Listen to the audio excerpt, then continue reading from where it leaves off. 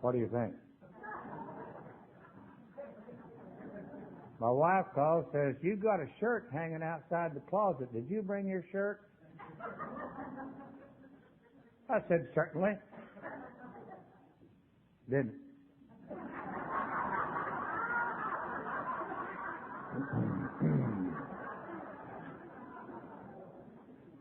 Some of the speakers are dressed.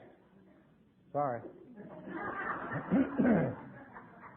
I would love to, but I went over and tried on two of Dupree shirts.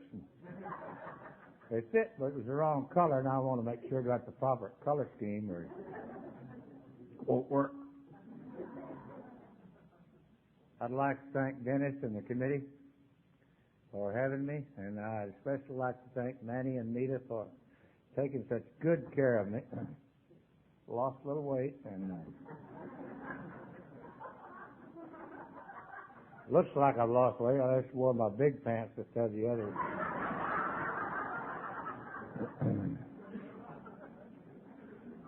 Always good to be with Bob and Ruth and a few people I thought I didn't know till I got here. I love AA. You never know anybody till you get here. Then you say, "Oh, yeah, I know them." Know them very well? Oh, hell, yeah, close friends. What's the name? I don't know, but we love each other.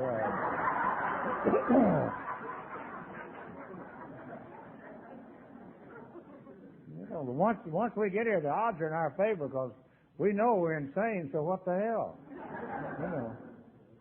We get through this night, we'll be very fortunate. Without the pigeons. No, they're not pigeons. What are those? They don't have those in Texas. I've looked around some tanks when I was out here before. They don't get in that far, I guess. Too dry for them.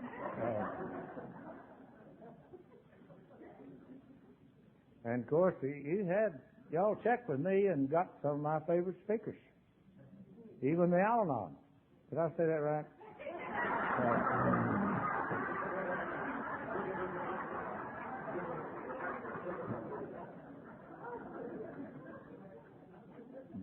He's going to Washington, of course, D.C., be with the president.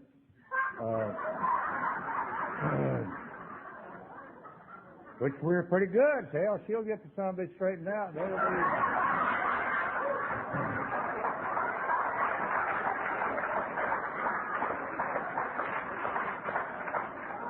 Well, she told me that she might give me a call and we could help him with his sex problems.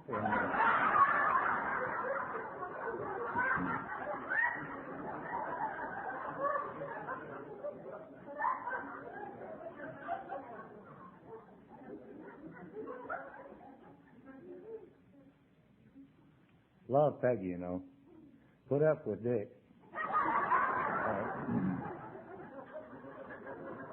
When you love Peggy, you have to put up with Dick.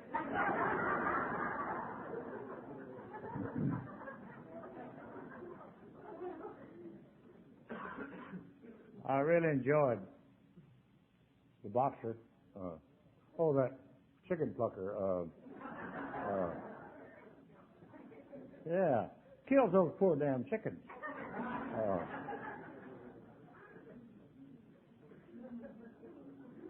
I hadn't heard Jack before, but it's great to be with him. I thought, my God, we could quit. Would have been good to quit and gone into the dance tonight, I'll guarantee you that. That's the trouble with us, we never know when to quit. I like it here, it's warm weather. On the coast and sand out there and the beach. It's crowded, I noticed. A lot of people in the water, everything. And Peggy, she says, I'm kind of a guy like she's a gal. I don't mind mornings. It's just that they have them the wrong time of day. And besides that, they get up an hour early here. I guess they think they're going to miss it.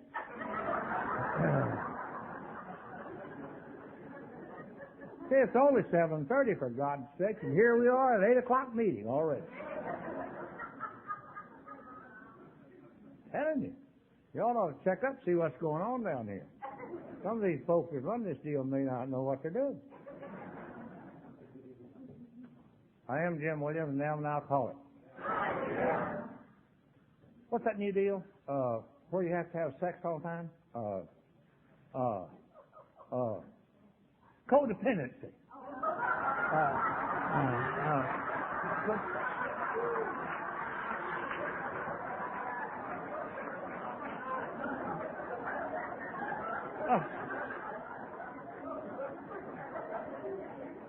God, I wish I'd have thought of that. Think what you could have done. You could have had some quick fix places, like get fixed on the way home. Just a little drive-through deal. God, we could have had a bunch of them set up like that. Isn't that amazing about us? We go to Hazleton, tell them how we are. They write it down, put it in a book, and we buy it because we identify with it.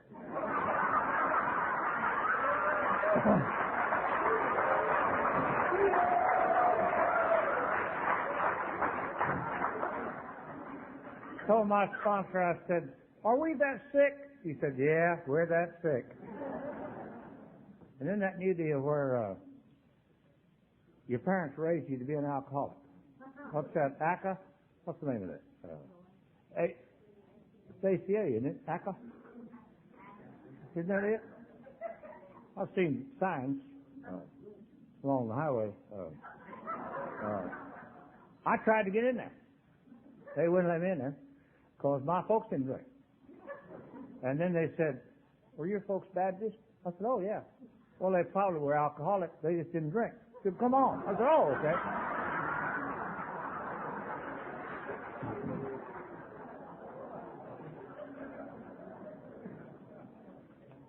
I like all these new deals, and I want you to excuse me for what I'm going to say here. I won't have to say any more about it because you may understand it. None of them are worth a shit, but it's okay. Outside of that, don't worry about it. You want to stay sick a little longer? Go. We'll wait for you. You don't get too screwed up. You'll come back on your knees crying and say, "But it helped me." Love to go places, help me feel bad. Talked to a guy the other day, had a bunch of self-help books. I said, "Self-help? Where'd you get them?" "Oh, so-and-so and so-and-so and so-and-so. My God, all these damn self-help books. Everything just, like positive thinking and possibility thinking." I thought, my God. I wonder what kind of thinking we've got. Can you believe us going into something like that? Can you believe that? What do you think we'd think? Say it 10 times a day, it becomes real. Really? Yeah, hell yeah. Hell, I don't have to say it 10 times. I can just think it becomes real. Can you imagine? Here we are going to these crappy places, therapists, for God's sake, all this stuff. We're going to go in there and say, find out how we can build up ourselves, and AA is trying to get rid of it. You think that won't get you screwed up? Go try it. Go get some self-help books and build you up. Lost my self-esteem. Really? Where? When did you lose it?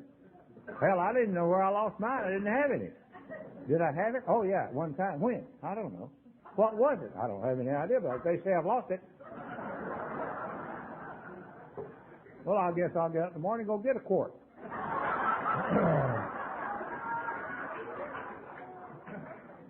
God, everybody's making money out of us. Oh, what's his name?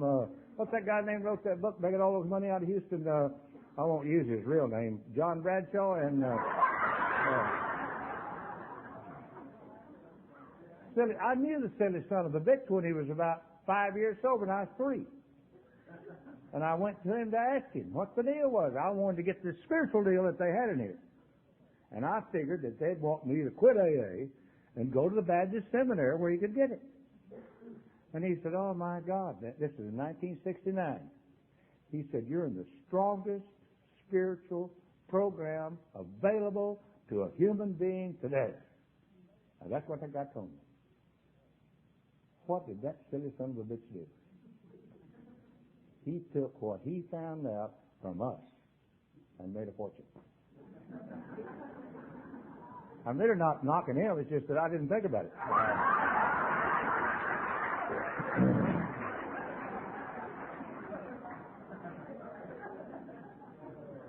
You know who that inner child is? You and me. Thank God. God said you must come to me as a little child or you ain't going to get it. Well, hell, that's us. We're already there. We don't even have to get a teddy bear. Love that. Can you imagine grown people, 40, 50 years old, going around with a damn teddy bear? You know what was wrong? Couldn't sell teddy bears.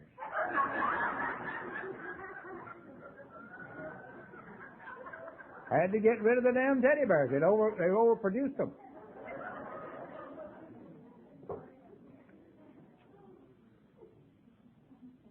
Well, we better do something right. What do you think? You have any ideas about? We're just kind of all here together, right? Not a hell of a lot we can do about it.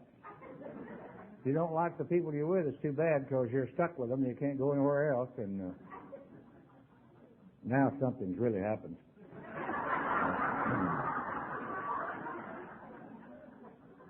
Is anything serious? Well, I can't read. I haven't got my glasses. Your car's just been towed off. No. Emergency phone call at front desk for Mrs. Lindsay? Lindsay.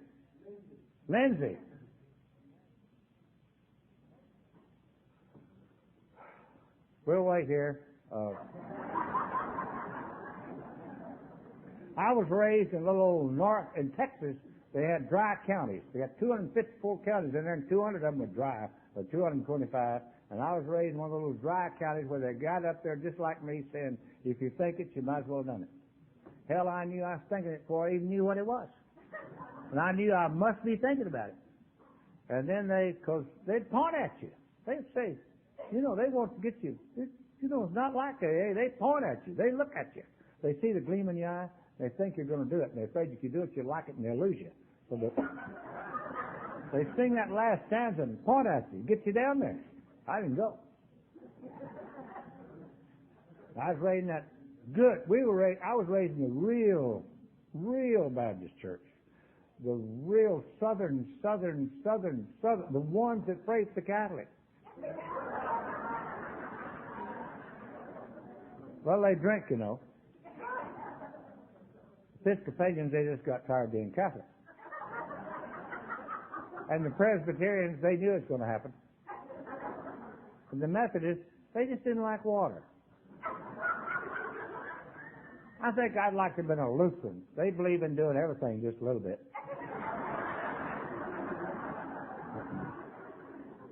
I was raised in that church, and I finally get to be 13, which will happen to you if you do what I was doing one day at a time. And I got in this car one day after school with this girl. We kind of drove out in the country a little bit. We got messing around a little bit and got those funny feelings, and I told them about it. They said, we've been meaning to talk to you. I knew they had. We've been praying for you. Yeah, I know you've been praying for me. What you need to do is get saved. I said, what's wrong? I haven't done nothing. They said, you meet us before the funeral ceremony and service. So I met them, and we all got back there in that room, and they all got down on their knees, and we just prayed and prayed and prayed and prayed. They did. Prayed. When they got through, they said, now, I'll tell you, when they get that, I'd forgotten it there. Just as soon as they sing that last stanza, you come down there and get saved. So I waited. Finally, they sang that last stanza. See, it's not like AA. They said, so Manny lay in the ditch last night. If he lives, we'll get him. And this bunch, they just hone in on you. So I came, they pointed at me. So here it's me. I'm the one the church is working on. And I come down there, it's kind of like AA, except don't give out any chips. They hug you and kiss you and tell you how great you are, and you know you're not, but hell, I liked it. Then they throw you in the tank and the handkerchief leaks, and you choke a little, but you come out all right. Went to school the next day and saw that girl, came right back. I said, well, we're going to have to do it again. It didn't take. They said, no, you just don't do it. Well, they didn't know. I didn't know I don't do anything. I didn't know I don't do anything. I know they just say, don't do that. Didn't do it anymore. I said, well, how do you don't do it? Don't think about it. I said, I wonder why I didn't think about that. I thought, well, it's only 2 o'clock in the afternoon. I'll just go ahead and think about it tomorrow when I get up. Hell, I won't even think about it anymore. Got up the next day and thought about it more than I ever thought about it before in my life. I had no idea that I'm the kind of guy when you start not to do something, I'm going to do it all the time. When I start not to think about it, that's all I'm going to think about. I used to try to wake up real quick before I thought about it.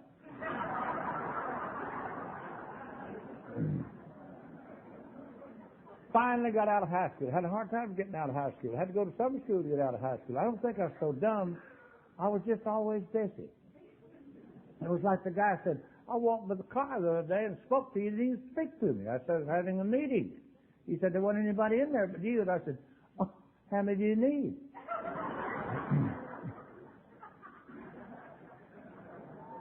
Finally, when I got to be 18, I heard about this little place that's 30 miles away that had honky-tonks, and I wanted to go. So I told my buddy one Saturday, that's before I knew you could do it during the week. We slipped over there and opened that door, and my God, there was a deacon that I had seen all my life with a warm girl in one hand and a cold beer in the other. I thought, my God, let's get out of here. He'll tell Jesus on us. And we didn't even get to do it. You know, if you get caught before you do it, you ought to forget it. This guy said, well, he can't tell anybody. I said, hey, you got a better shot with Jesus than we do. However, he was happier than I've ever seen him. And I liked the girl he's with on Saturday night a lot better than when he's with on Sunday morning. I thought, when I see him, that he always looks sad every Sunday morning. So I thought deacons were just sad. Now I know, hell, he's just tired.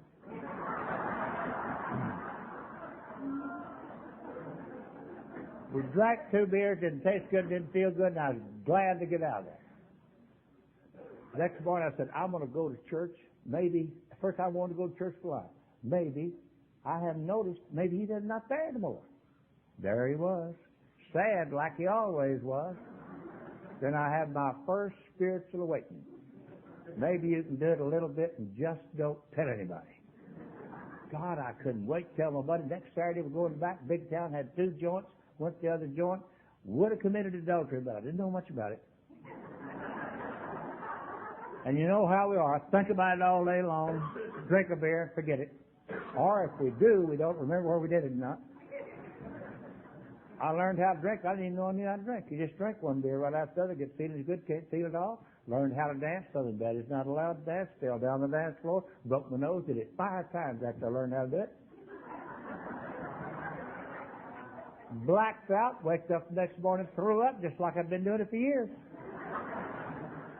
This guy called and said, how do you feel? I said, God, feel horrible. He said, oh, but you had a great time. I said, oh, well. And I knew how to have a good time. Just go out and get drunk and black out, wake up the next morning, throw up, then you know you had a good time. Did not know you drank it any other way. I see them now putting umbrellas in them. I guess they wanted rainwater to get in there.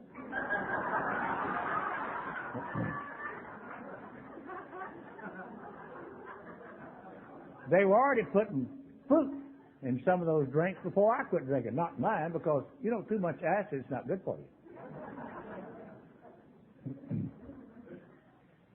Finally, I was over there at this little town one afternoon about 2:30, 3 o'clock, and it was on Saturday, and I wanted to put off getting drunk as long as I could, so I was just walking. And I walked by this post office, and there's a sign out there that said, we need you. I went in there, and they did. I'm already having trouble.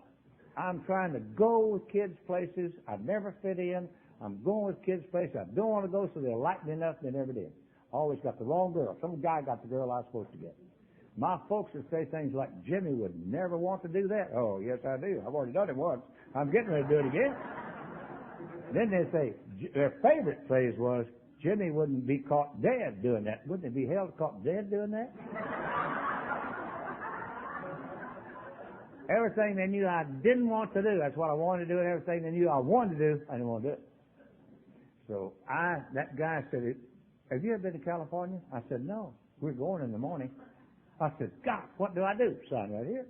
So I went home and told my folks going to California. They said, you didn't go to California. I haven't got any money. I said, I'm going in the Air Force. We're leaving in the morning. I went back next morning early when I was supposed to be there. We went to San Antonio. That outfit operates one day at a time. And they're a funny bunch. They get up in the middle of the night and make their bed real quick like somebody's coming. Never did. Then they want to go eat. My God, it's still dark. It's the middle of the night. Even if you haven't been drunk the night before, you get sick drinking that time of day. Then they were scared because they always walked in groups. Whoever it was running our outfit decided we ought to take a surprise trip. They're not going to tell us where we're going, so we can't tell anybody, so nobody will know. Whoever it was running our outfit decided we ought to go to China. I'm in the Air Force, so we go to China by boat.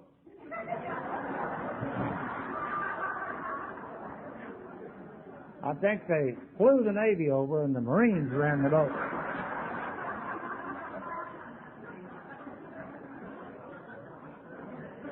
There's a lot of Chinese over there.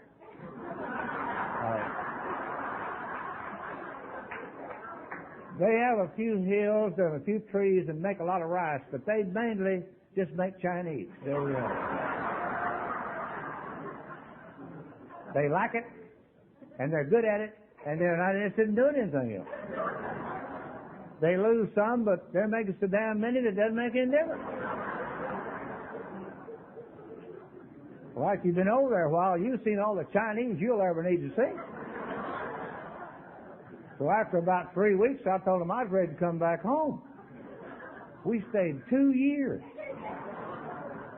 And then came back by boat. Then my folks said, where are you going to school? I said, hell, I'm not going to school. Hey, school. Wouldn't be caught dead going to school. Couldn't get out of school and went to school. They said, if you don't have that piece of paper, you won't even be able to apply for a job, let alone get one. Every man coming out of the service is going to have that piece of paper to get a job. Well, I proved my folks wrong. I gutted that thing straight through 3.5 years, got that piece of paper, made sure that I didn't learn one single thing. I made sure that every course that I took, I was going to pass it, and that it wouldn't benefit a human being whatsoever. You know what I like about you and I? We'll go to any length, even if it destroys us, just to be right. A lot of people won't do that. A lot of people say, well, I could be wrong about that. Not you and I. The only time you and I will ever use that statement is when we're damn sure we are right.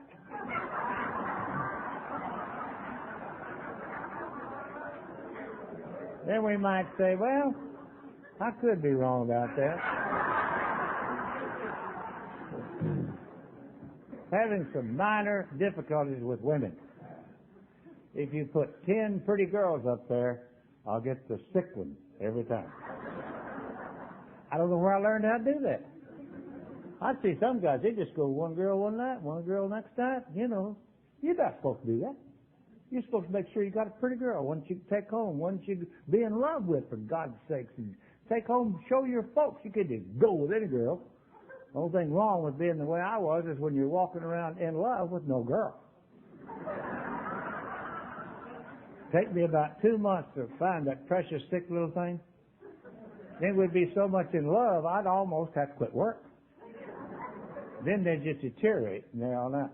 When I got to AA, I thought, God, this is the greatest place I have ever been. It's the first time I've ever been where they had the sick women grouped.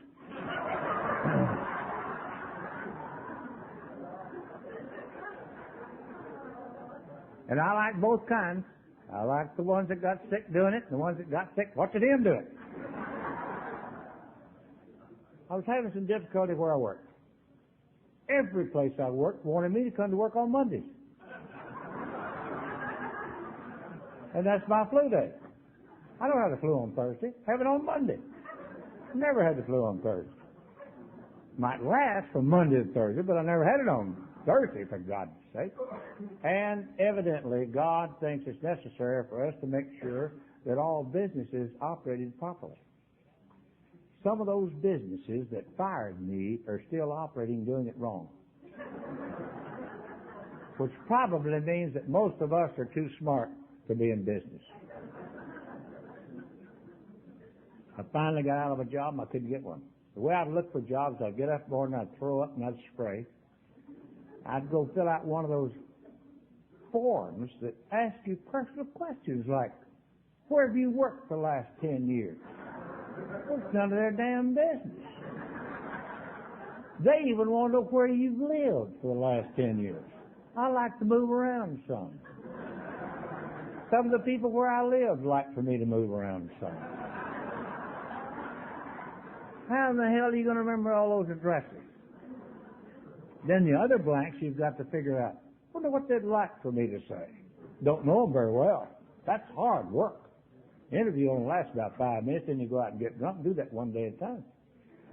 I finally saved this place that I knew I had a friend there, and I knew he'd help me get the job.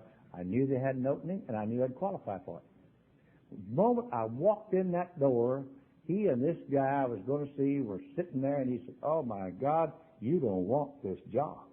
Yeah, I want the job. I got to have the job, see? Everybody knew who I didn't want. And I said, I need the job. I have got to have this job. You don't want this job. Also knew there's something about me he would like to tell me as my friend, but he didn't know how to do it. And also knew he was going to like it better, so I just left. And I went out and got drunk, waked up the next morning, threw up and sprayed. And I thought, I've been doing this for almost 10 days. I think I'll take the day off. So I went out to the golf course, made no leg, no piece of toast, no, it was old taste of. Then I went around to the beer joint where my last spiritual advisor worked. And he said, God, man, drink this beer in a hurry. He grabbed that beer and gave it to me. And I said, what do you mean? He said, you're going to shake yours. I don't want anybody out here having DTs. And I said, I think I'm just coming down with something. He said, my God, drink that beer. I drank half that beer and sprayed the golf course with it. I don't mind spraying if I don't lose my concentration. Start thinking about women or something, it gets your nose burns. Then you got to drink the rest of the day just to kill the pain. And I knew how to meditate before I got here, but I don't do it that deeply anymore. It's just when it's me, God, and the commode. Don't y'all leave, it gets worse.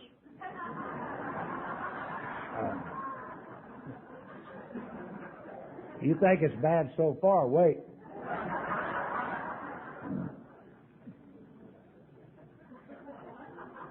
God, we lost 2 more.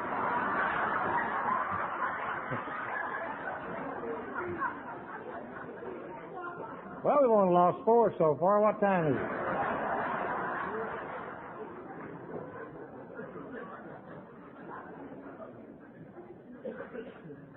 Tell you what, start identifying with this shit and it gets you, doesn't it?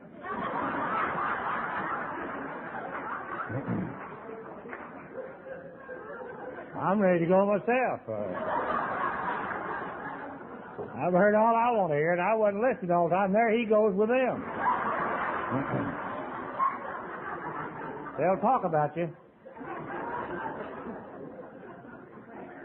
Anybody else want to leave?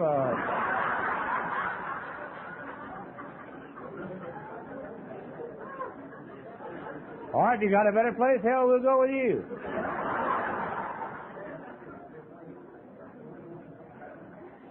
They probably never drank over 15 minutes anyway.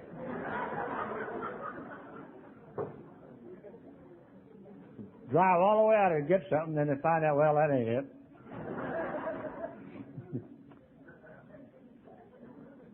That it?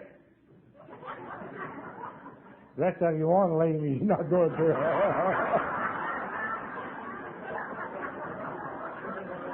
God, I hate that feeling, don't you? One girl said, I'm telling you, I was dying to go to the bathroom, but I sure as hell wasn't going to go right after you said that.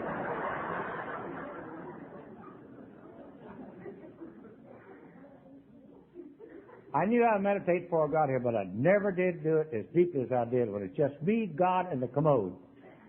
And I'd say, oh, God, and it's stringy. And you don't know where the end is. And it's an academic talk. And if you breathe, you're going to get it back. So you don't know where it's coming or going. It's amazing when you meditate that deeply, it's tiring. Even in the hot summertime, you're already down there, and I'd lean over there in that bowl. It's always just as cool. I told that guy, I said, I think I really better go home. I better go. I really think I'm coming down with something. I love to live with me. I was supposed to call on hospitals. I'd get up in the morning and get in the car, and I'd say, God, I hate to go to that big old hospital. I have a hard time finding a parking place. When you do, you got to take that kit, go through the lobby, and wind around through the damn basement. You know that purchasing agent, he's not going to buy anything anyway. See, you don't even have to park. Just drive right on by. So I went home. I was living in Houston then. I went home, and I got in the living room, and I decided what I need to do is commit suicide. Then those guys that didn't hire me will worry about it for the rest of their days. They'll see in the Houston Chronicle, Jimmy Williams commit suicide, and they'll never get over it. But I didn't know how to do it. I see it now on television all the time. Suicide, call that number.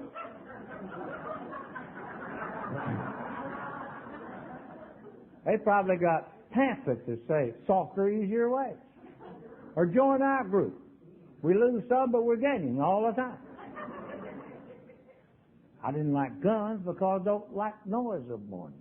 Razor blades were popular then, but they never did tell you how to do it. All thing they ever said in the paper was, cut his wrist with a razor blade. Which one?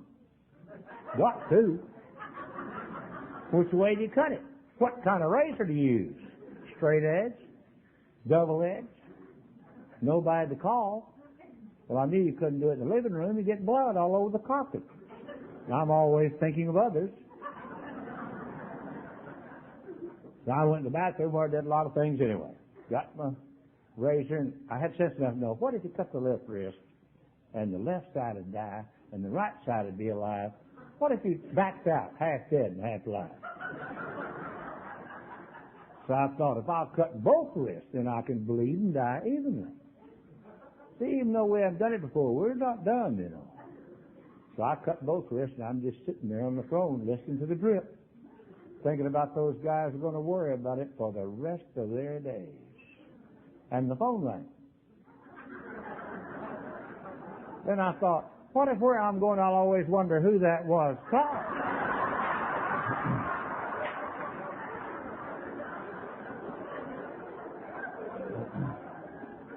That'd be enough to run you crazy. So I put a Band-Aid on my wrist right quick, and they answered the phone. It was the police.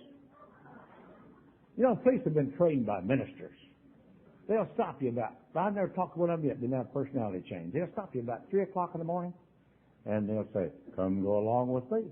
I said, I'm sorry, I cannot make it, man. I need to be home at 7 o'clock at 3 now. I have got to get home. And then they say, get out of the car. I say, by God, I'm not going to do it. Then they really go nuts, and you have to fast stop. This guy said, where were you last night? I said, I was right here. And he said, no, you wasn't. I said, how do you know? And he said, we was there. Then I didn't want to talk to him anymore. I never like to talk to anybody know where I've been than I do. I said, well, what do you want me to do? And he said, well, you can either come down here or we'll come back out there and get you. I said, I'll be right there. He said, well, if I was you, I'd pick up an attorney on the way because you're in trouble, brother. And I said, that'll take me an extra 30 minutes, but wait for me. I'm coming. God, I love to live with me. I can live a week and a half a day. I've had a hell of a day. I went out to the golf course, threw up all over the golf course, come back, had an emergency meeting, committed suicide, and hell, it's only 11 o'clock.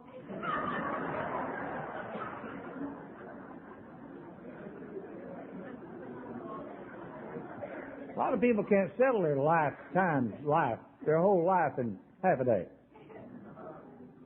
So I thought, you know, I don't know what that guy wants. Don't even know him. And besides that, I've got $36, which is plenty to start a new career. And maybe I'll just leave town. Things not working out too well. So I just got all the clothes and had a few little blankets, quilts and stuff. And had this car was just leveled this room for me. had one piece of furniture, an old lampshade. I put it on top in case I wanted to carry the lights if I could find the plug. Mailed the key to the folks, got in the car and drove right out of Houston, and stopped by and got me a pint of bourbon just in case. Waked up the next morning in a little town called Brownwood, about 150 miles away, and waked up the next morning had $7. And I said, wonder how my folks are getting along. It's amazing when you know it's time to call home. So I called them collect so they know it was me. And they said, what are you doing in Brownwood? And I said, oh, just out riding around. Well, they live in Fort Worth. You like, how about coming by and have a cup of coffee? I said, oh, believe will. I never shortchanged my folks. They're not going to get their money back. So I always give them my very finest story. In fact, I got to listen to it, and it was so horrible, hell, I cried with them. I thought, my God, if I'd known it was that bad, I'd have left Houston 3 years earlier.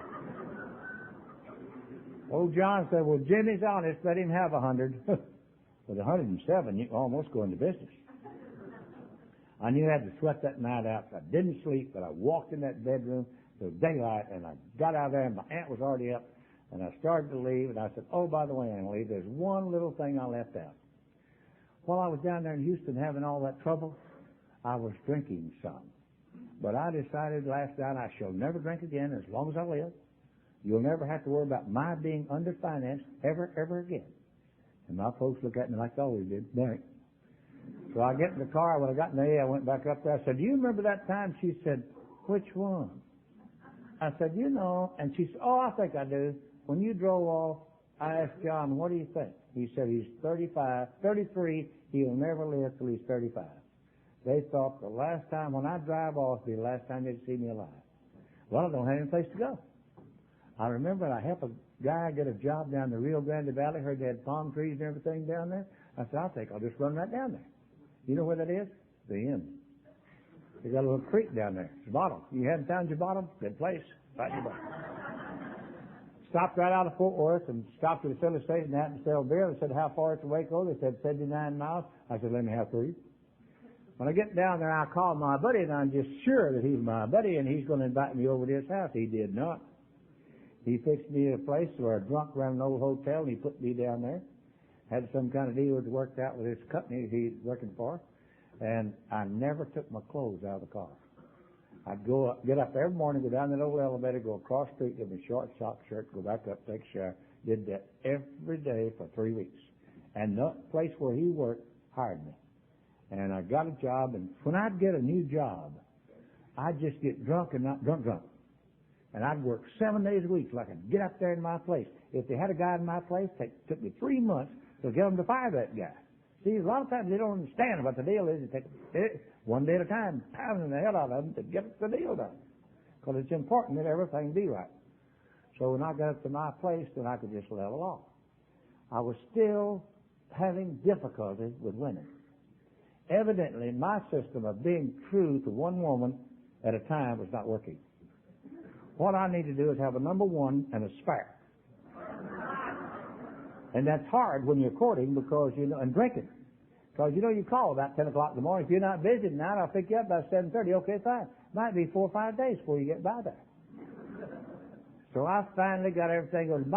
My week was just like this. I went to work on Mondays most of the time, and worked till Saturday noon, and then what I would do then, as soon as I got off work, I'd run to the golf course, have a 6-pack and a cheese cracker for lunch, and then I'd get drunk and black out, and back home by 6:30, 7:15, then 10:30, 11:15, 11 o'clock, I'd wake up, go down to my beer joint, close it at 1 o'clock, then whoever my best friends were, we'd go on over to Madam Morris and spend the rest of the evening till daylight and have a few Wayward Run chairs and throw them up, or sometimes we skipped it and drank a little beer Sunday and tapered off into Monday, and sometimes I made it, sometimes I missed it. This particular weekend I was off, and I'm over at number one's house. Sometimes we're a little too honest for folks. Evidently, I'd never mentioned number 2. Getting around blackout time, around 11, and I just mentioned that I think I'll go and buy and see number 2. And she evidently not heard of it before. That guy slipped out and almost crawled.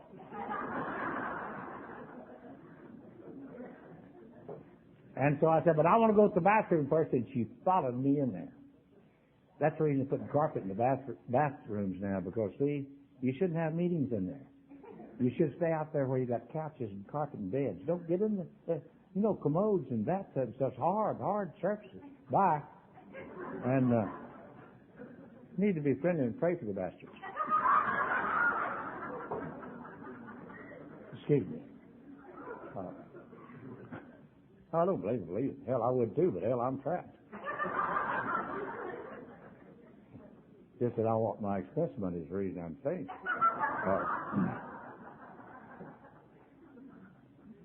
Now, oh yeah. So then, I don't know what happened. I blacked out, and I'm living in a beautiful place, an old faded green trailer in an alley behind the motel. I had to rock yards a long time before they started putting them in. I did, we cannot fit those in chemicals, and I failed chemistry in high school, which means we fit in just right. And I set up that, me and old what's-her-name had finally developed such a nice, sweet, deep hate for one another that we're really safe, because the one that died first won. So we got us a two-holder deal. We think it's best not to sleep together, and we set up battle. And that was March the 1st of 1965. And my new customers never saw me drunk until the day before Christmas Eve of 1965. I played golf with them and their in-laws and administrators, and we got a little too hospitable, and I went over to meet all the women, and I drove from one side of Houston to the other, blacked out, nothing new for me. And the only thing that I always do when I've been to somebody's house, I'd always call them back and say, I sure am sorry about last night. Hell, I'm not sorry about last night. I want them to tell me what I did. They never tell you. They would just say, it was okay, Jim, you just got drunk. Drunk. Nobody called me an alcoholic. Drunk was getting to be a bad name for me.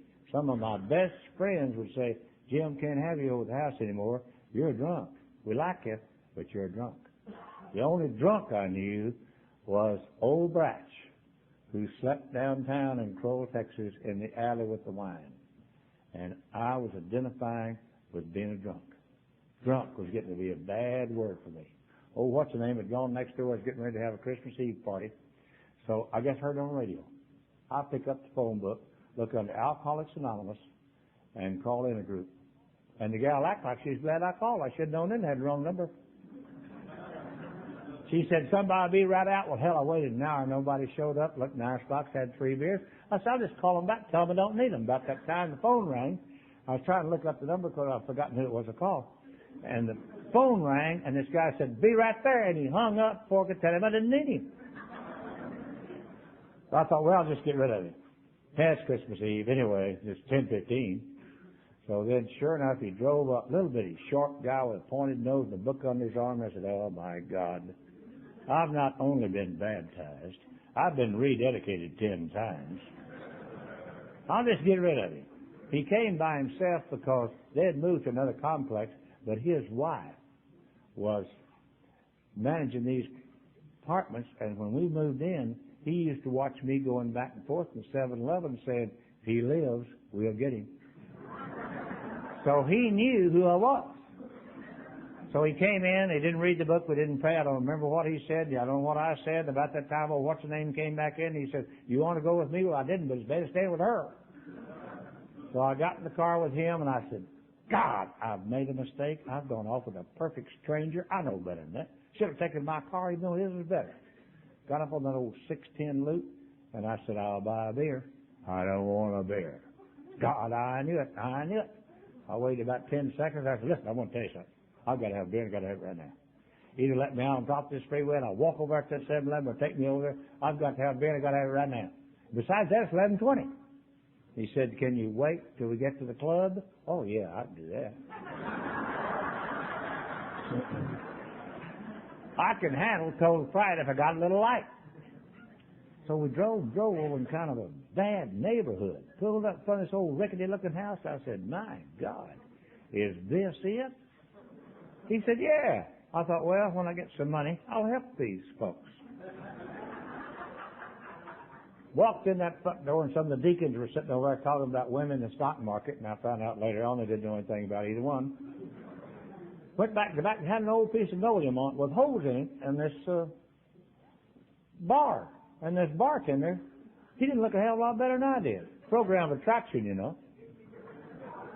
And this little deacon said, mix him up a little milk and honey. I said, my God, what do you put in it? I never drank anything like that in my life. He said, well, you see, you're nervous. I said, hell, that's what I've been trying to tell you. And he said, and besides all that, you're used to sugar in your system from alcohol. And the honey has already been digested. I said, indigestion is not my problem. You know, if you throw up right, you don't have indigestion. So I drank half of it, and it curdled, came right back up. He said, don't worry about it. We have plenty. I thought, my God, I want to put on a show for these folks. One of the smart ones said, walk all you want to. I didn't want to walk at all. And they sit there walking back down there, and they just look at you and laugh. Got a new animal in here today. You're walking back and forth. They're just talking and laughing, and you're just walking back and forth, and they're watching you. And you're drinking that sweet, sick, oh, God, I hadn't had a piece of chocolate pie in 10 years. Finally, about 4:30, he said, let's go home. I said, yeah, let's go. I said, now listen, let me out about 2 blocks before I get to the apartment, because I knew I had to go slip in there and get in my car and go get some bourbon, because beer would not cut that sweet taste. So he said, don't drink anything. I'm going to pick you up in an hour and a half. I said, what for? We're going to a meeting. I said, where? Right back where we came from. I said, my God, we was there all day. I'll tell you one thing, the ones that are leaving fast now.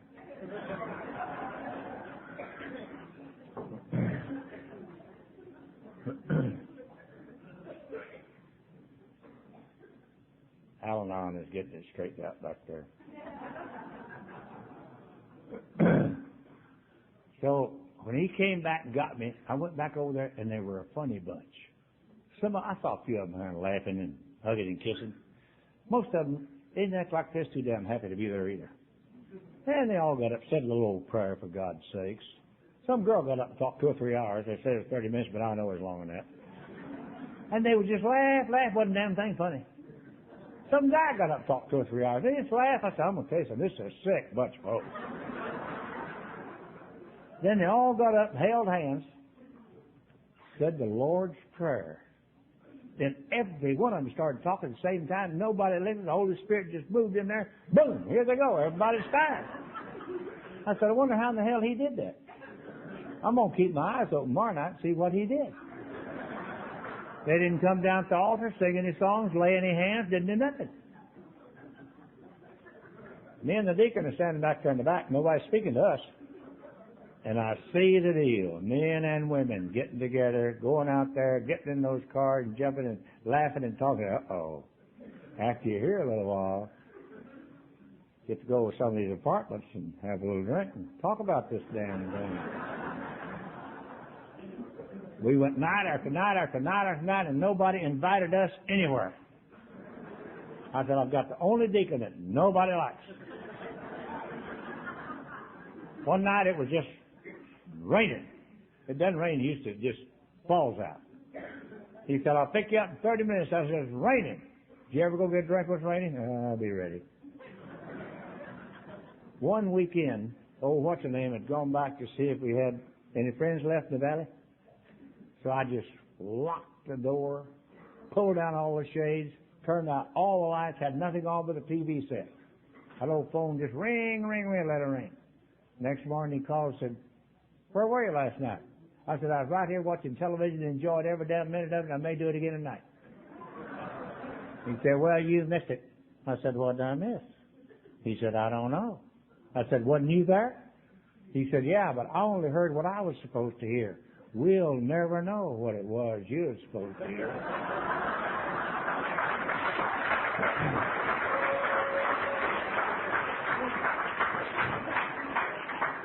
My God, you've got to go every night, you'll miss it.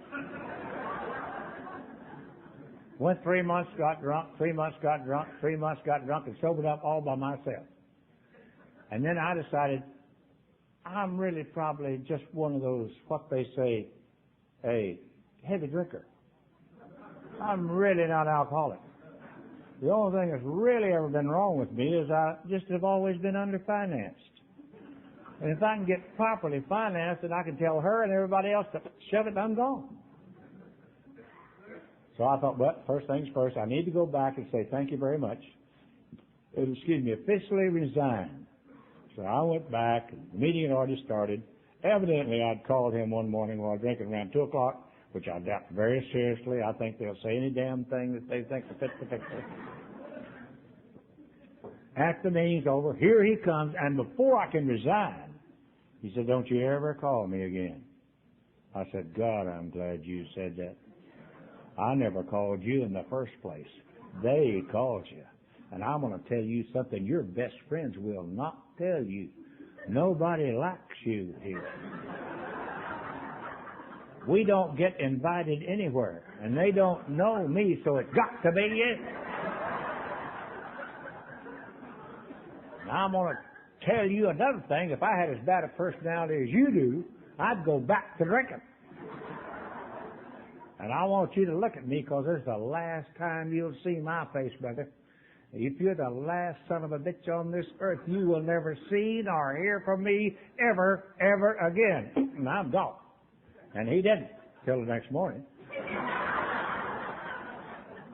Then I called and he said, meet me at the club. Walked in the door and he said, get your coffee and sit down and talk to you like a damn dog here. I'm going to tell you something about Alcoholics Anonymous, Al-Anon, Al-Teen, Al-Cotton, Al-Dog.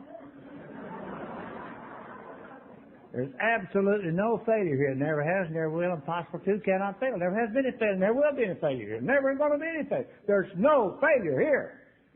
Provided you do everything exactly like we tell you. If you do everything exactly like we tell you, then there's no failure here. You have to do it not only what we tell you, but the way we tell you to do it.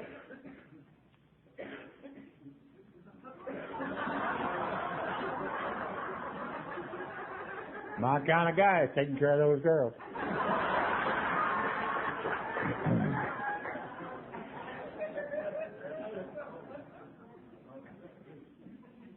No failure here.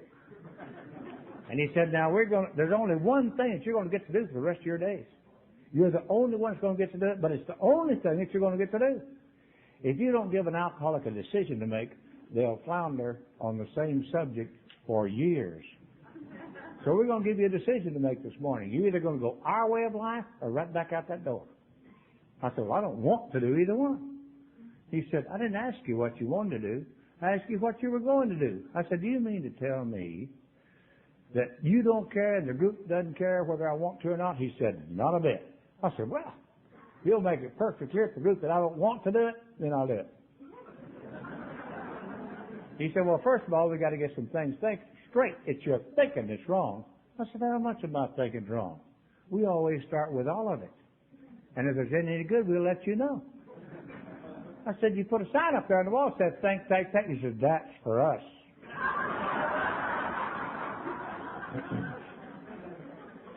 He said, now we're going to give you some things not to do and some things to do. The things he's going to give you not to do is going to change. The thing he's going to give you to do, you'll just add to, then it's going to happen over here. I said, what's going to happen over there? We don't know, but it always happens. I said, I'm going to tell you something. I've been listening to you and listening to you, and you never listened to me, and I've been listening to every word you said. I do not understand. He said, and that's it, and don't you ever forget it.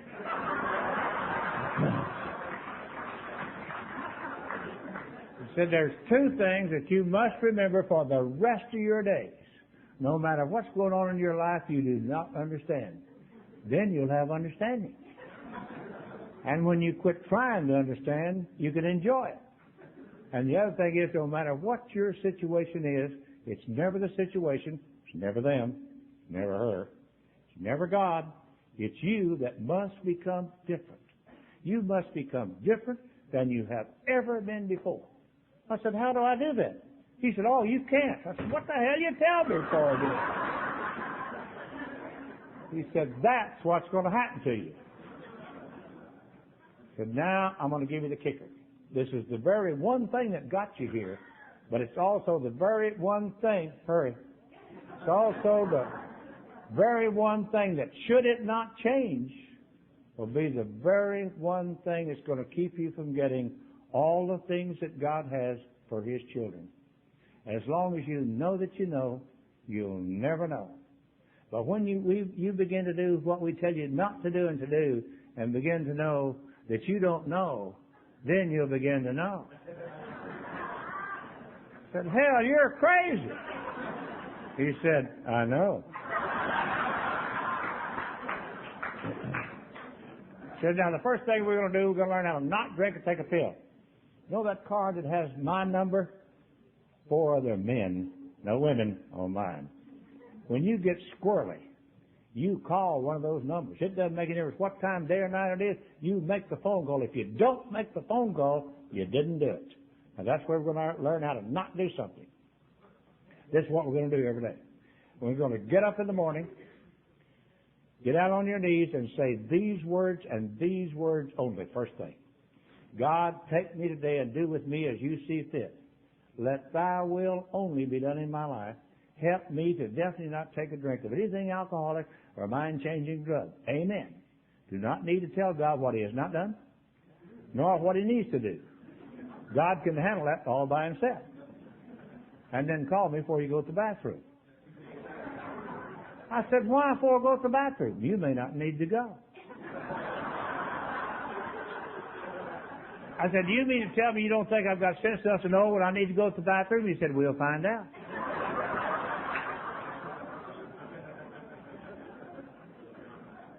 They don't give you a lot of credit here, you know. Before I got down on my knees, I said, God, I've been praying to you all my life. You know that He don't know. Hell, He's a Presbyterian. But we're going to do everything this time just exactly like He says it. So when we get enough this time, we can tell Him to take it and shove it. So I got down on my knees and said that prayer, made sure I need to go to the bathroom, picked up, oh, you didn't ask where I need to go. And he said, go to the bathroom, meet me at the club. I've been at the club, and he said, now go to work. I said, I hate my job. He said, what's that got to do with it? I said, well, I hated it so much yesterday I couldn't go to work. He said, what'd you do? Sit in that chair and think? And I said, well, till noon. Then I went to the AA club. He said, you don't know how to go to work? I said, how? He said, go get in the car. If you'll write that down, we'll catch it. Then he said, later on we'll learn how to do this different and learn how to do this more. But in the beginning, since you don't know much, like nothing, besides that prayer of the morning, when you get in the car, you invite God in today. I said, how do you do that? He says, you say, God, I invite you in today. Put that on the card. You got it? Then you got to go to work, which I think is a bad thing for alcoholics, but some things are required. We just have to suffer through it. And then you got to come back to the club, and there they are, sitting at the tables, telling you out loud so everybody can hear, because you're an idiot, go get your coffee and sit with us. Hell, I know to get my coffee and sit with us. I got to tell you. Then when you're almost comfortable, it says, it's time for you to go home and eat supper and come back to the meeting. Hell, I know to go home and eat supper and come back to the damn meeting. Then after the meeting, he said, now go home, get by the side of the bed, and thank God for the day. I said, I do not thank God for the day. I hate God. I hate you. I hate AA. I hate her. And I hate my job. And I'm not going to pray to God and be a hypocrite. He said, do you feel like when you pray to God you don't mean it? I said, that's right, and I'm not going to do it. I am not going to do it. He said, that has absolutely nothing to do with it. It's the action that you're taking that you don't know you're taking that's going to cause all the things to happen that you had no idea was going to happen. And once you take the action that you don't know you're taking, and all the things that's going to happen that you had no idea was going to happen, all the things that you think will have to happen will never need to happen.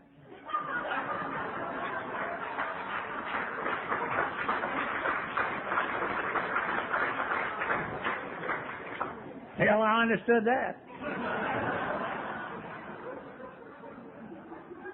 I said, do you mean to tell me that God does not care when I pray to Him whether I mean it or not? He said, not a bit. God is not going to depend on you for your relationship with Him. He's going to handle that all by Himself. I said, God doesn't care and you don't care the good country there? He said, that's right. Now, I just got in my car, went home, locked the door so what's the name, number one, couldn't get in there. got down on my knees, said, okay, by God, God, thank you for a miserable damn day. Amen.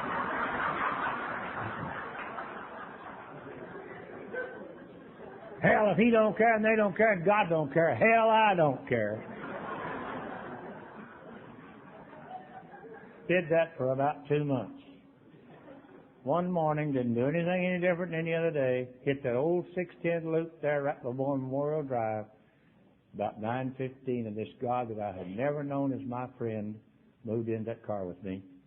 And for the first time in my life, I knew something different than I had ever known it before. I knew I would never need to take a drink of anything alcoholic or mind-changing drug as long as I lived, unless I myself insisted upon it. And I knew it. Good Lord. God stayed with me all that day. I said, the rest of my life's going to be just like this. About 3 o'clock, I said, I'm going to get me a tent and some tambourines. I'm going to go save some souls. Old Oral better look out because Jimmy is coming. I thought, hell, I might even let him go by and put up the tent. So I couldn't wait to get back to the club. Got back to the club. He's late, walked in that door, and I said, get your coffee and sit down. The Baptist is taking over. Well, they don't like it coming back, but we got in that other room, and I put him down there where, by God, I could stand up there where I could feel right. Put him right there. And I stood right there, and I told him the deal. And I waited for him to make me the leader. He grinned just a little and said, thank God we've got that over with. Now we can get started. He said, my God, that took a year. He said, some are sicker than others. I said, what are you going to do about old what's her name? He said, I'm not going to mess with that. My wife and I decided to leave our marriage just like it is. I'm going to send you to a guy that's already got his worked out. Sent me to an Episcopalian, and hell, they don't know. This guy said, are you still married? And I said, not really. Not really. Legally I am, but I've been praying for somebody to sleep with and nobody will. And there's a girl that I know the chemistry is perfect. I know she's for me. I know the God is sitting there just for me. Been sober almost a month. And they won't let me go with her. He said, do you remember when you got in Alcoholics Anonymous and you didn't fit in here, you didn't fit back out there, and you were lonesome, and even though you weren't alone, and you felt like you were the only one going through that? I said, yeah. He said, if you're willing to go through every area of your life through that lonesome period, I'll not only guarantee a relationship with a woman, I'll guarantee a relationship with your fellow man and with women that you could never believe. And I'll give you a bonus on top of that. I'll guarantee you a relationship with Almighty God that you could never have imagined. I said, I don't believe that. He said, isn't that wonderful? You don't need to. I said, what do you mean? He said, it's an action. I said, I've already heard that. He said, you don't know how to live with anybody. You don't know how to live with people. You don't know how to live here. And this is the beginning. We'll just practice on it. You haven't started up anything, have you? I said, no, he won't let me. He said, don't start up anything, and we'll start right now where she is. We'll practice on her. What you're going to do is never tell her what's wrong with her ever again. I said, who's going to tell her?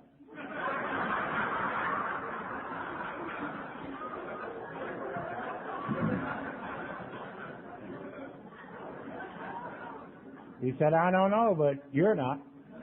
And you're never going to do anything to get Al-Anon children, friends, to work her around to get her to do what you want her to do. I said, never? He said, never. And you're going to pray for her. And I said, no, I'm not going to pray for her.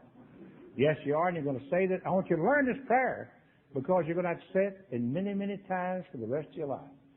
This is going to be your first time to find out what it does. God, thy will be done for her as well as for me. Take our relationship, let it become what you want it to be, and show me the truth. I said, I do not want God's will to be done for her as well as for me. He said, remember, what you want has nothing to do with it. So I started doing that prayer, and things weren't any change, nothing's changing. Say it 100 times a day, And I just say it every time I think of her because that's what he told me to do. Then I said, you need to take her to Al-Anon. My wife has already been taking her to Al-Anon. I want you to know, Al-Anons, I love you. Call me anytime, day or night. I love you. I'm ready to help you in any way. She found you depressing. And the more they took her to you, the more she found you depressing. Whatever you're doing, keep doing it.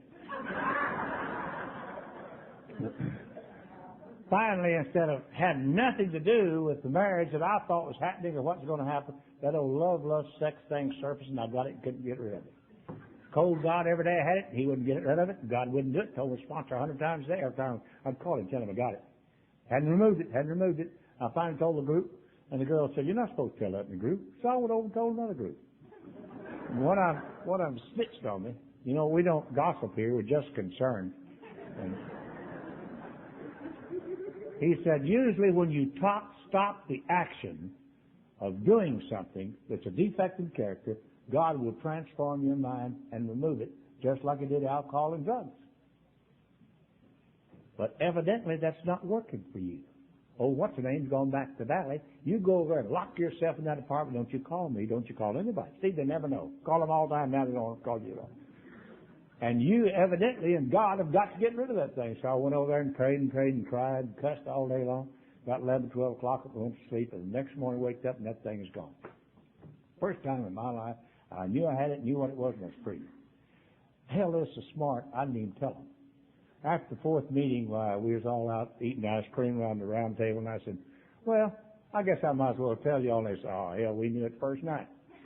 I said, why didn't you tell me? Well, you need to know that you're going to always be the last to know. I said, well, why is that? And he said, we don't know. So I end up, after my sickness is gone, that part of it, oh, what's the name? And I had nothing. And you know how to get sick, make something out of nothing. So I ended up getting a divorce, and I got me a girl that was religious, civilian, never lived with an alcoholic. That way you handle things. And she sang in the choir and taught Sunday school and Baptist, Southern, real one. And looked like we had something going, and then we grew apart. And now I'm married. I hate to tell you all this. I know you're going to be disappointed. I end up getting married with a lady that's younger than I am, but of course at my age most all women are. She's a Catholic. I'm a ex-Baptist. She's Al-Anon. And I'm happy most of the time to say a good one. Sometimes I wish she wouldn't take it quite that serious, but I'm very disappointed that I've had the best 5 years I've ever had in my life. For the first time in my life. It took me a while, but it's only my third marriage. If I'd have started earlier, I probably could have gotten in 5. But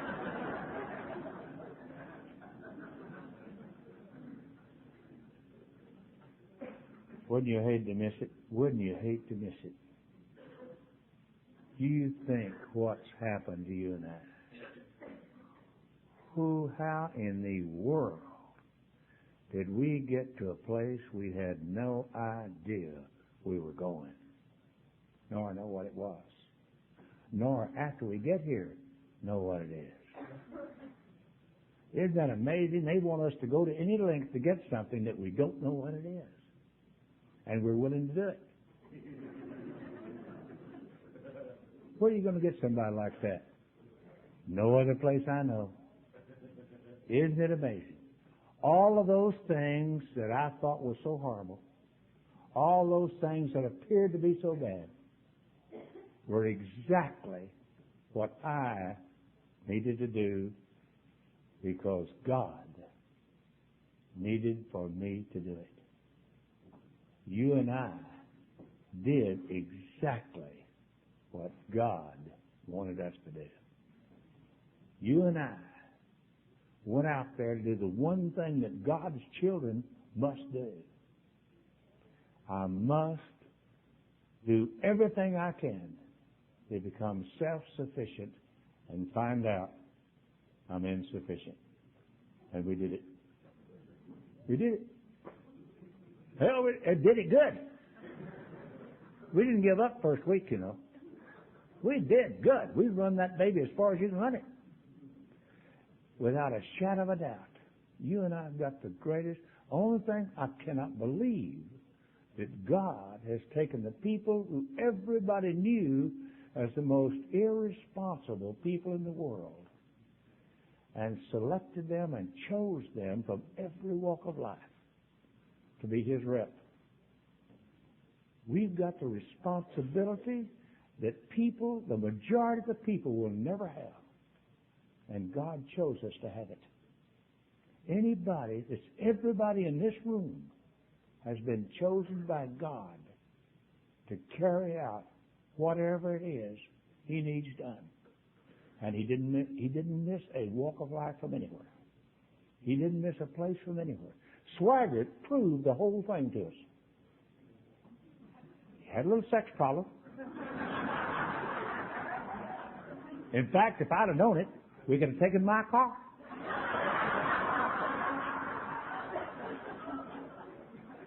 You know, you can't go down there in a $100,000 Lincoln, they'll notice it. Taking my old Mercury, hell, they wouldn't have paid any attention to it at all. But he proved to us. He used to make fun of us. And my second wife was into a lot of those things and was into all that kind of stuff. And she got in there, and they always made me think that my Holy Spirit was fine, but not quite what it ought to be. I always had that feeling. Even though all the miracles and the things that's been in my times in Alcoholics Anonymous now that I've seen done, I still felt like my Holy Spirit, according to the way they felt and made me feel, was lesser than. But He fixed Jimmy Williams. I know He didn't do it for me, but He fixed me. Look what He did. God had given him all the anointing of the Holy Spirit. He had given him the revealing of all the interpretations of the Bible. He had let him put hands on people, and through him, God healed some people. Gave him all that talent. And then he couldn't get rid of that thing. That thing I got. I had it. He couldn't get rid of it. He and God could not get rid of it. He preached repent. He didn't do it. What's the difference? What did He prove to you and I? We've got it. We have got it. He proved to you and I. What did we do? We admitted to God, ourselves, and what? Another human being. And we got it. Can you imagine? You imagine who's the head of our lives? God Himself's the head of our lives. You know, we go around and say, I'm not going to do this, do that. Doesn't make any difference. God's in charge. You and I, if we do what AA says to do, God is going to take you and me and transform us into His image just like He says. If you and I will do in AA and Al-Anon and Alateen what He says, nobody got here because they wanted to, because they studied or learned it or did something to make sure they got. People, you don't go for a career in Alcoholics Anonymous. We're in a place where you can't teach it, you can't learn it, and you can't memorize it, and you can't do it. I have to experience it. And God only can guide me and direct me into that experience. And I'm going to have to experience things that I do until I decide I don't want to do that anymore. And then He says, I'll take it. You and I. Can you imagine that? The way that people looked at us and thought of us and where we are today is exactly where Almighty God wanted us to be. I don't know about those other folks. I don't have any idea of what their deal is or whether they have to go to the end of themselves like you and I do in every area of our life. Continually going to the end of myself, like He says, like our book says we have been, to become exactly what He wants us to be. People look for this. People spend lots of money to find this and can't get it. I talked to a couple of Baptist churches, and that preacher had been to Schuyler and spent a week to try to get it. Neither one of them had it. We got it, but I couldn't give it to him. What am I going to tell him? Go out and get drunk, have a bunch of car arrests, go to jail, shack up a lot, get in trouble with your wife, and get in the AA, and you got it.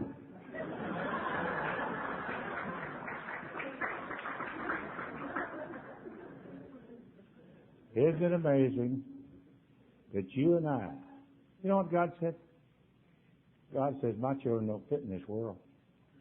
My children are only going to fit in the kingdom that I create. We're in and out. Did y'all know y'all were going to be here? No. You know who's going to be here when you got here? No. You know why? God arranged it. So all you and I have to do, which is going to take everything we've got, to do exactly what He says one day at a time. Do this way of life, not a program, a way of life, a spiritual way of life. Seek Him. We've got the way now to seek Him, that everything we've got and everything we do. And God's going to let us. He's going to come alive with His Holy Spirit in us, like He does, every day, and bring us into the places that He wants us to be, with the people we want to be. Sometimes it's going to look like it's hell, it's ridiculous, no matter what it looks like. You and I now can come to Him just as He says every day as a little child. And God's going to take my life and yours and give us all the sweet stuff while He sends us out to do whatever it is He wants us to do. Because see, now, even if we're here and don't know it yet, we live in the one power that only God's children have. The one power and one power only. Nobody but God's children have this power. And this power takes my life and yours and molds it into the sweetest stuff that's ever available to a human being today. And you and I live there today. Thank God I stayed with you long enough to feel God loving me that day and me loving Him. But the difference, I've had the greatest 4 years knowing God as my only father. My father left, my mother died when I was born, and my God has been my father, and I know today, we don't need parents except just to get us here. And if we get a little sweet stuff from them, fine. If we don't, fine. Because God needs to be known as my Father as He is today. And yours, because He is. And the only Father we need. So we can go with Him and continue to live where we live in that one power. See, the difference was you. I could have gone to 10 different denominations and 1,000 different churches, and my life was never going to be any different until God sent me to be with you and you to be with me. And it never fails. When I call you and you call me, when you and I meet together, that one power is always there, just like it is right now. When I can feel you loving me and me loving you. Thank you very much.